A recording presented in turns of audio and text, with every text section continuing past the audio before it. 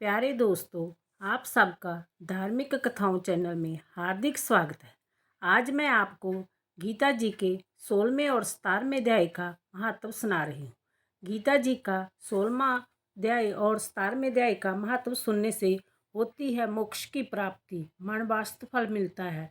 गीता जी का ज्ञान सुन के बहुत से जीव कृतार्थ हुए हैं और आगे भी होंगे। जो कोई अनजान होकर भी गीता जी का पाठ करता है उसको भी मुक्ति मिलेगी।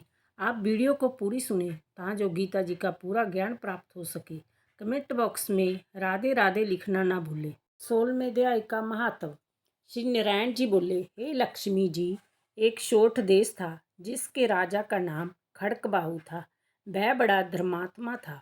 उनके हाथियों में एक हाथी बड़ा मस्त था जिसकी धूम मची थी। महावतों को पास न आने देवे। जो महावत उस पर चढ़े उसी को मार डाले। हाथी के पाँव में जंजीर बंधी रहे। राजा ने और देशों से महावत बुलाकर कहा, कोई ऐसा है जो इस हाथी को पकड़े, मैं उसको बहुत धन दूंगा। हे लक्ष्मी जी, इस हाथी को किसी ने नहीं पकड़ा। एक दिन हाथी नगर में चला गया। सामने एक साधु चला आया। लोगों ने उस साधु से कहा, हे संत जी, जय आपको मार डालेगा। संत ने कहा, तुम देखो श्री नारायण जी की कैसी शक्ति है। हाथी की क्या समर्था है जो मुझको मारे। जय मेरे पास भी नहीं आ सकता। साधु ने नेत्र पसार कर देखा तो हाथी ने सुंड से साधु की चरण वंदना की और चुप खड़ा रहा। तब साधु ने कहा, हे गजेंद्र, मैं तुझे जानता हूँ। पिछले जन्म में तू पापी था। मैं तेरा उद्धार करूँगा, तू चिंता मत कर। लोगों ने देखकर राजा को खबर की तो राजा भी वहां आया। देखा तो हाथी साधु के आगे खड़ा है। तब साधु ने कहा, अरे गजेंद्र, तू आगे आ। हाथी ने आगे आ चरण वंदना की। तब उस गीता पाठी साधु ने कमंडल से जल लेकर मुख से कहा, गीता जी के 16वें अध्याय का फल इस हाथी को दिया। इतना कहकर जल छिड़कने से हाथी ने देव ही छोड़ दी और विमान पर चढ़कर बैकुंठ को गया। राजा ने संत को दंडवत प्रणाम किया और कहा, हे संत जी, आपने कौन मंत्र कहा जिससे इस अदम दुखदायक को सदगति प्राप्त हुई। संत ने कहा, मैंने इसे गीता के 16वें अध्याय का फल दिया है जिसका मैं नित्य पाठ करता हूँ। जय सुन राजा ने भी पाठ सीखा और उस अपने पुत्र को राज्य देकर आप वन में जाकर तप करने लगा। 16वें अध्याय का पाठ नित्य करने लगा तथा समय पाकर राजा मुक्ति को प्राप्त हुआ। तो 16वें अध्याय का महात्म था। अब मैं 17वें अध्याय का महत्व सुनाने जा रही हूँ। श्री नारायण जी बोले, मंडलीक नामक देश में दुशासन नाम का राजा था। एक राजा किसी और देश का था। उन्होंने आपस में शर्त बंधी कि हाथी लड़ाएं और जिसका हाथी जीते सो मुँह तन लेवे। तब दूसरे राजा का हाथी जीता, दुशासन का हारा। कुछ ही दिन पिछों वह हाथी मर गया। तब राजा ने बड़ी चिंता हुई कि एक तो द्रिव्या गया, दूसरा हाथी मरा, तीसरे लोगों की हंसी व निंदा हुई। उसी चिंता में राजा मर गया। उसको जमदूत पकड़कर धर्मराज के पास ले गया। धर्मराज ने कहा, यह हाथी के मोह से मरा है, अंत इसको हाथी की जोनी दे दी। हे लक्ष्मी, राजा दशासन संकल द्वीप में जाकर हाथी हुआ।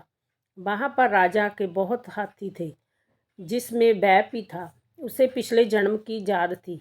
मन में बारंबार यही पछतावा करे कि मैं पिछले जन्म में राजा था और अब हाथी हुआ। बहुत रुदन करे, खावे पीवे कुछ भी नहीं। इतने में एक साधु आया और उसने राजा को एक श्लोक सुनाया। राजा बड़ा प्रसन्न हुआ और कहा, हे संत जी, कुछ मांगो। उसने कहा, और सब कुछ मेरे पास है किंतु एक हाथी नहीं। राजा ने जय सुनकर वही हाथी दे दिया। ब्राह्मण उसे अपने घर ले गया। हाथी को दाना दिया, वह नहीं खाए, पानी भी नहीं पीवे। रुदन कर मन में सोचे, कोई ऐसा होवे जो मुझे इस जोनी से छड़ावे। तब साधु ने महावत को बुलाकर पूछा कि इस हाथी को क्या दुख है जो कुछ खाता पीता नहीं। महावत ने देख कर कहा, कुछ रोग नहीं। तब साधु ने राजा से कहा, हाथी खाता पीता कुछ नहीं, खड़ा खड़ा रुदन करता है। जय सुनकर राजा स्वयं देखने को आया। राजा ने अच्छे अच्छे वैद्य तथा महावत बुलाए और उनको हाथी दिखाया।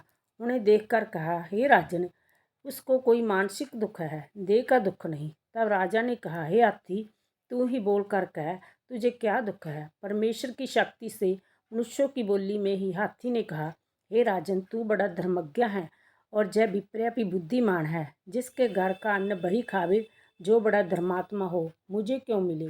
तब साधु ने कहा, हे राजा, अपना हाथी फेर लै। राजा ने कहा, दान दिया हुआ मैं नहीं फेरता, हाथी मरे चाहे जीवे। तब हाथी बोला, हे संत, तू मत कल्प, तेरे घर में कोई गीता की पोथी है तो मुझे 17वें अध्याय का पाठ सुना। तब साधु ने ऐसा ही किया। हे लक्ष्मी जी, 17वें अध्याय का पाठ सुनते ही तुरंत हाथी की देह छुट्टी, देवदेह ही पाई। स्वर्ग से विमान आया, जिस पर चढ़कर राजा के सामने खड़ा हुआ और राजा की स्तुति की। हे राजन, तू धन्य है, तेरी कृपा से मैं इस अधम देह से छूटा हूँ। ये था 17वें अध्याय का महत्व। यदि आपने यूट्यूब चैनल पर मेरा चैनल धार्मिक कथाएं सब्सक्राइब और लाइक नहीं किया तो प्लीज़ लाइक और सब्सक्राइब कीजिए। बेल आइकन दबाना ना भूलें। वीडियो को ज़्यादा से ज़्यादा शेयर करें। धन्यवाद।